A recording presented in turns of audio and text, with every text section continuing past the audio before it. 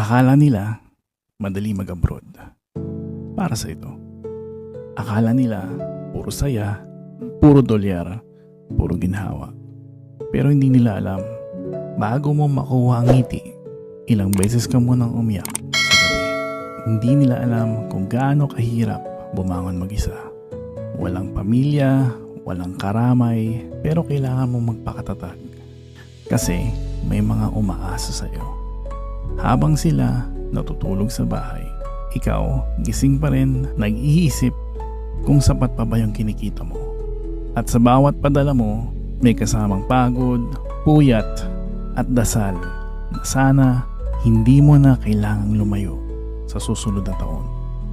Kaya wag mong sabihin madali mag-abroad. Kasi sa likod ng tagumpay, may taong tahimik na lumalaban at araw-araw nagdarasal ng isang bagay lang na sana makauwi na rin siya.